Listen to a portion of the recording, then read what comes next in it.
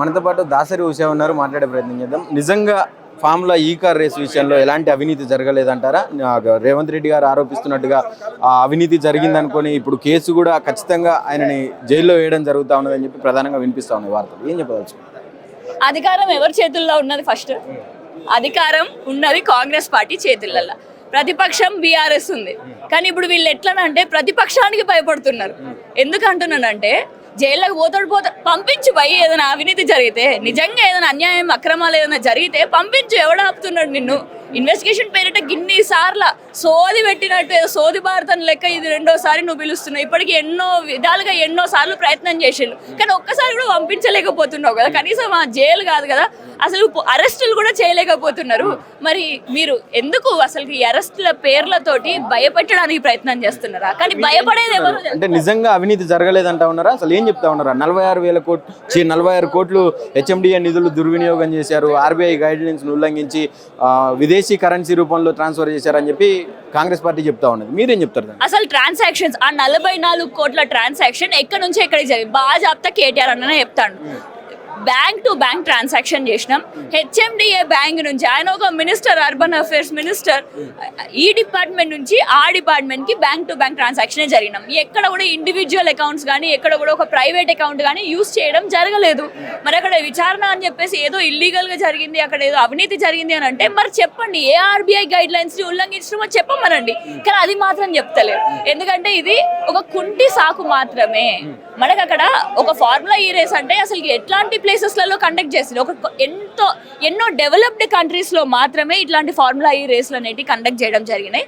మరి మన భారతదేశంలో కూడా ఇది రెండోసారి నాకు తెలిసినంత వరకు, correct me if I'm wrong. So ఈ హైదరాబాద్లో ఫార్ములా ఈ రేస్ని అది కూడా ఇంత తక్కువ ధరలో, ఎందుకంటే ఇక్కడ ఒక ట్రాక్ లేదు కానీ ఉన్న ట్యాంక్ బండ్ ఏరియానే అక్కడ ఉన్న రోడ్డునే ట్రాక్ లెక్క ఉపయోగించుకొని చేసిళ్ళు. మరి దీనికోసమా విచారణ చేస్తున్నారు.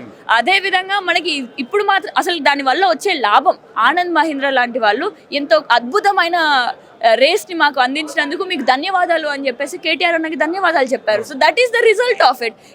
ఎంతో మంది ప్రముఖులు, సినీ తారలు అక్కడికి వచ్చి అటెండ్ అవ్వడం జరిగింది. మరి దట్ ఈస్ ఇట్స్ ఇంపార్టెంట్. ఇప్పుడు ఎక్కడెక్కడో వేరే దేశాలలో మొబైల్ ఫోన్ల దగ్గర నుంచి మొదలు పెడితే, కార్ల దగ్గర నుంచి మొదలు పెడితే ఎంతో వాటికి ఆఖరికి సాఫ్ట్వేర్ కంపెనీస్, సాఫ్ట్వేర్ ఏదైనా ప్రోగ్రామ్స్ ఉంటాయి కూడా, ఆఖరికి ఒక యూనివర్సిటీలో కూడా హ్యాకథాన్ అనే ప్రోగ్రామ్స్ కూడా పెడతారు. సో ఇలాంటి ప్రోగ్రామ్స్ పెడితే విమానాలలో కూడా వాళ్ళకి ఎక్కువ పెట్టుబడి రావాలి అని చెప్పేసి, ఎక్కువ సప్లైస్ రావాలని, చౌక ధరకే వాళ్ళకి స్క్రూలు కానీ ఎట్లాంటి మెటీరియల్ అయినా వాళ్ళకి రావాలి అని చెప్పేసి ఆ విధంగా వాళ్ళు ఈ పోటీలు కండక్ట్ చేయడం జరుగుతుంది. మరి నేడు ఈ ఫార్ములా ఈ రేస్ పోటీ వల్ల మనకి ఇన్వెస్ట్మెంట్స్ వచ్చాయా రాలేదా? That is the result. అయితే నిజంగా మీరన్నట్టు ఇన్వెస్ట్మెంట్స్ వచ్చింది నిజమే. అయితే రేవంత్ రెడ్డి గారు ఎందుకు దీన్ని కొనసాగించలేకపోయారు? ఎందుకు బ్రేక్ డౌన్ చేశారు? అంటే రాష్ట్ర ప్రయోజనాలు పెరుగుతున్నాయి, రాష్ట్ర అభివృద్ధి అవుతుంది, రాష్ట్రం బ్రాండ్ ఇమేజ్ పెరుగుతుందంటే ఒక రాష్ట్ర ముఖ్యమంత్రిగా ఎందుకు వెనక్కి తగ్గినాను? శాతగాక అని చెప్పాలి. ఆయనకు అసలు ఈ రేస్ గురించి అయినా తెలుసా అని చెప్పేసి నాకు ఫస్ట్ డౌట్. ఎందుకంటే అసలు ఎందుకు క్లోజ్ చేస్తున్నారు? ఎందుకంటే అక్కడ ఏదో ఇల్లీగల్ ట్రాన్సాక్షన్ జరిగింది అని అంటున్నారు కదా. ట్రాన్సాక్షన్ ప్రూవ్ కాక ముందుకే ఎవరైనా మొత్తం కూడా రద్దు చేసేసి అసలు ఫార్ములా ఈ రేస్ ఇంకా జరిగేది లేదు అని చెప్పేసి డిక్లేర్ చేస్తారా ఎవరైనా? అంటే కనీసం ఆలోచన మతి ఉన్నోళ్ళు ఎవరైనా ఆ విధంగా చేస్తారా? ఆలోచించాలి. ఎందుకంటే అక్కడ ఏదైనా తప్పిదం జరుగుతుంది అని అంటే ఇన్వెస్టిగేషన్ జరుగుతుంది, it is still pending. Investigation is done, అక్కడ అవినీతి జరిగింది అని అంటే నువ్వు క్లోజ్ చేయి. కానీ ఇన్వెస్టిగేషన్ ఇస్ పెండింగ్ అనే టైంలో ఫార్ములా ఈ రేస్ డెవలప్డ్ కంట్రీస్లో పెట్టేటటువంటి రేస్ని మనకి ఇక్కడ తీసేసిల్లు అంటే ఫస్ట్ విచారణ ఎవరి మీద జరగాలంటే రేవంత్ రెడ్డి గారి మీదే జరగాలి. నీకు శాతగాకపోవడం వల్లనే చేస్తున్నావు. ఇప్పుడు నువ్వు ఏదో అందాల పోటీలు అని చెప్పేసి ఇక్కడ పెట్టినావు, 200 కోట్లు పెట్టుబడి తెచ్చి ఇక్కడ పెట్టినావు. ఏం జరిగింది లాస్ట్కి అసలు ఒక మిస్ ఇంగ్లాండ్ మిల్లీ మ్యాగీ గారు ఆడికి పోయి నేను ప్రాస్టిట్యూట్ లెక్క ఫీల్ అవుతానా అని చెప్పారు. మరి విచారణ ఎక్కడ జరగాలి? అక్కడ జరగాలి. ఎవరు ఆమెను ఆ విధంగా ఫీల్ చేయించి ఆ ఇద్దరు కాంగ్రెస్ నాయకులు ఎవరు అని చెప్పేసి అలా అక్కడ ఇన్వెస్టిగేషన్ జరగాలి. కానీ అన్ని బ్యాంక్ టు బ్యాంక్ ట్రాన్సాక్షన్ చేసినాక అధికారికంగా చేసిన తర్వాత జీవోలు తీసిన తర్వాత ఇక్కడ ఇన్వెస్టిగేషన్ జరగడం ఏందో అర్థం కావట్లేదు. ఇప్పుడు అందాల పోటీల విషయంలో కావచ్చు, అంటే మిస్ ఇంగ్లాండ్ చేసినటువంటి ఆరోపణలు కావచ్చు, ఇటు రేవంత్ రెడ్డి గారి మీద ఛార్జ్ షీట్ ఫైల్ అయిన విషయం కావచ్చు, దీని గురించి ఎందుకు సమాజం మాట్లాడతలేదు? ఎందుకు నిజంగా వీళ్ళ మీద దర్యాప్తులు జరుగుతలేవు? అధికారంలో ఉన్నందుకే అనుకోవచ్చా, లేకుంటే ఇంకా ఏదైనా? సమాజం మొత్తం మాట్లాడుతుంది. గ్రామ స్థాయిలో, వార్డ స్థాయిలో ఉండేటటువంటి బీఆర్ఎస్ పార్టీ నాయకులు, కార్యకర్తలతో పాటు ఒక ఎంతో మంది ప్రైవేట్ ఎంప్లాయీస్ కూడా, ఎంతో మంది తెలంగాణ రాష్ట్ర ప్రజలందరూ కూడా మాట్లాడుతున్నారు. కానీ మాట్లాడితే ఏం జరుగుతుంది? అక్కడ వాళ్ళపైన ఇల్లీగల్గా ఎఫ్ఐఆర్లు నమోదులు చేయడం, వాళ్ళపైన కేసులు పెట్టడం, కేసులు పెట్టడం, అక్రమంగా అరెస్టులు చేయడం, అక్రమంగా వాళ్ళని కొట్టడం కానీ, వేధించడం కానీ, పోలీసుల బలగాన్ని ఉపయోగించుకొని తెలంగాణ ప్రజలను నొక్కే ప్రయత్నం చేస్తున్నారు. సో ఈ విధంగా జరుగుతుంది. అయినప్పటికీ కూడా ఆగుతుందా? ఇప్పుడు కేసీఆర్ గారిని విచారణ అని చెప్పేసి పిలిచిళ్ళు. ఏం జరిగింది అసలు? మీరే చెప్పాలి ఏం జరిగిందని చెప్పి. ఇప్పుడు సుంకిశాలలో కొలాప్స్ జరిగింది. అదేవిధంగా ఎస్ఎల్బిసి ప్రాజెక్టు వల్ల 8 మంది చనిపోయిళ్ళు. అసలు ఎంక్వైరీలు, ఇన్వెస్టిగేషన్లు ఎక్కడ జరగాలి? నేడు కాళేశ్వరం ప్రాజెక్టు మేడిగడ్డ బ్యారేజ్లో ఒక 2 పిల్లర్లు కుంగిపోయినాయి అని చెప్పేసి మీరు ఇంత రాధాతం చేస్తున్నారు. ఇన్వెస్టిగేషన్లు ఎవరు ఆపుతలేరు. ఇన్వెస్టిగేషన్ చెయ్యండి. కానీ మేడిగడ్డ ప్రాజెక్ట్ ఎందుకు ఇంకా పెండింగ్ చేసిళ్ళు? అది ఎన్నో లక్షల ఎకరాల భూమికి, సాగు భూమి చేసుకోవడానికి ఉపయోగపడేటటువంటి ప్రాజెక్ట్. అలాంటి ప్రాజెక్ట్ ఈ పాటికల్లా కన్స్ట్రక్షన్ అయ్యి మళ్ళీ రెడీ ఉండాలి. కానీ అట్లాంటిది ఎందుకు మీరు ఆ ఇన్వెస్టిగేషన్ పేర్లతోటి అలాంటి కన్స్ట్రక్షన్ కంప్లీట్ చేయట్లేదు? అదే విధంగా నేడు కూడా ఇన్వెస్టిగేషన్ల పేర్లతోటి అసలు ఇన్వెస్టిగేషన్ నిరూపించబడక ముందే ఫార్ములా ఈ రేస్ని ఎందుకు ఆపేసిల్లు అని చెప్పి మేము ప్రశ్నిస్తున్నాం. దీని మీద ఉన్నంత ఇంట్రెస్ట్ మన రాష్ట్ర ప్రభుత్వానికి బనకచర్ల ప్రాజెక్టు వల్ల తెలంగాణకు తీవ్ర అన్యాయం జరుగుతూ ఉన్నది. తెలంగాణ నీళ్ల వాటను మళ్ళీ ఒకసారి దోసుకునే ప్రయత్నం చేస్తూ ఉన్నారు ఆంధ్ర వాళ్ళు అని చెప్పి పెద్ద ఎత్తున మేధావులు అందరూ మాట్లాడుతూ ఉన్నారు. మరి దాని మీద ఎందుకు దృష్టి సారిస్తలేదక్క ప్రభుత్వం? అసలు ఏం చెప్తారు మీరు? అసలు తెలంగాణను తెచ్చుకున్నదే నీళ్లు, నిధులు, నియామకాలు. నీళ్లలో పర్ఫెక్ట్గా మన బీఆర్ఎస్ పార్టీ హయాంలో ఇంప్లిమెంట్ చేయడం చూసినాం. మిషన్ కాకతీయ, మిషన్ భగీరథ, ఈ కాళేశ్వరం ప్రాజెక్ట్, ఇవన్నీ కూడా ఎంతో పర్ఫెక్షన్ తోటి ఇంప్లిమెంట్ చేయడం చూసాము. కానీ నేడు ఈ మూడిట్లలో ఏ ఒక్కటి కరెక్ట్గా నడుస్తుంది కాంగ్రెస్ పార్టీ హయాంలో మనం గమనించాలి.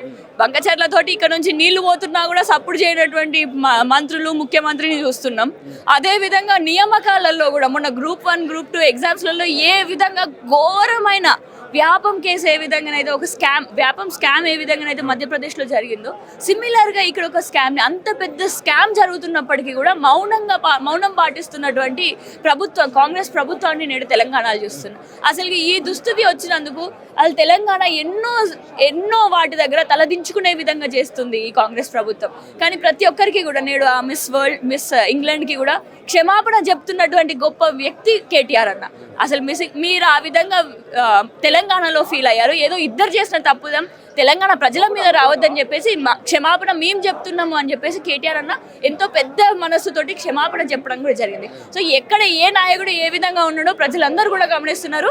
అసలు హైదరాబాద్ రోడ్లు ఇడ్చింది కనిపించలేదా? హైదరాబాద్ యూనివర్సిటీ అక్కడ కేకలు, అక్కడ జంతువుల గోసలు వినిపించలేదా ఈ దేశానికి? మరి అవన్నీ కూడా చూస్తూనే ఉంటున్నారు. ఖచ్చితంగా దీనికి తగిన బుద్ధి ఖచ్చితంగా కాంగ్రెస్ ప్రభుత్వం, ఈ ఫూలిష్ ప్రభుత్వం ఒక ఫూల్ నడుపుతున్నాడు నేడు తెలంగాణని. So it will come to an end and surely ఇది ఇంకొకసారి రిపీట్ కాకుండా తెలంగాణ ప్రజలు కూడా అసలు ఇట్లాంటి వ్యక్తులు అడ్మినిస్ట్రేషన్ లేని తెలంగాణని చూడాల్సి వస్తుంది అని చెప్పి తలకాయ పట్టుకుంటున్నారు. బట్ సూన్ దీని తర్వాత ఎప్పుడైనా కూడా ఒకసారి ఒక మెట్టు కిందకి దిగినామని అంటే 10 మెట్లు పైకి ఎక్కుతాం. సో మళ్ళీ మన బీఆర్ఎస్ హయాంలో ఆ విధంగా మనం ఒక 10 మెట్లు, ఒక బిగ్ హ్యూజ్ లీప్ని మనం ముందుకు తీసుకొని రాబోతున్నాం. అలాంటి గుండె ధైర్యంతో ఉండాలి అని చెప్పి ప్రతి ఒక్కరిని కూడా. ఓవరాల్గా మన కేటీఆర్ గారు ఈరోజు ఖచ్చితంగా అరెస్ట్ కాబోతా ఉన్నారు. ఎందుకంటే గతంలో క్వాష్ పిటిషన్ వేసి విచారణకి వెళ్ళినప్పుడు నాటు అరెస్ట్ తెచ్చుకొని మరి పోయిండ్రు విచారణకు అని చెప్పారు. మళ్ళీ ఈరోజు అలాంటి ఏం లేకుండా డైరెక్ట్ విచారణకు పోతా ఉన్నారు. ఖచ్చితంగా అరెస్ట్ చేస్తాం అనేది కాంగ్రెస్ మాట.